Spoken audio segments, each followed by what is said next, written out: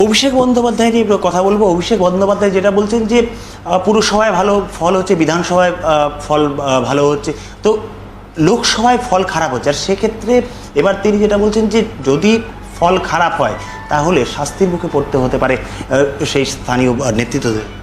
দেখুন, তৃণমূল যেই রাজনৈতিক দল, এই রাজনৈতিক দল মানুষকে ভয় দেখিয়েই সমস্ত কিছু হাসিল করতে চায়। সে নিজের দলের হোক বা অপোজিশনের হোক, এই সবসময় একটা ভয় ভয় বাতাবরণ।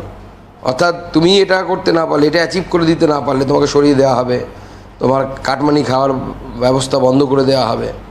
এই যে মানুষকে ভয় দেখানোর যেই নীতি, এই নীতি রাজনীতিতে বেশি দিন চলতে পারে না। মানুষ ভয় পাবে না।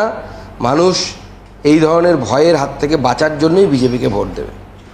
অভিষেক বন্দ্যোপাধ্যায় আরও বলছেন যে অনুব্রত মণ্ডল যদি বিজেপিতে যেতেন তাহলে কি তিনি ধোয়া তুলসী পাতা হয়ে যেতেন, তার প্রশ্ন। দেখুন, ধোয়া তুলসী পাতা বিজেপিতে এলে কেন হবেন? বিজেপি তো আর কাউকে ধুয়ে তুলসী পাতা করার কন্ট্যাক্ট নেয়নি। কিন্তু এটা ঠিক যে রাজনৈতিক দলগুলো কাজ করা হচ্ছে সেই পার্টির, রাজনৈতিক কর্মীরা কাজ করেন হচ্ছে সেই পার্টির নীতি অনুসারে। তো বিজেপির নীতি যা, বিজেপি পার্টিতে যে কেউ এলে তাকে সেই নীতি অনুসারে কাজ করতে হবে।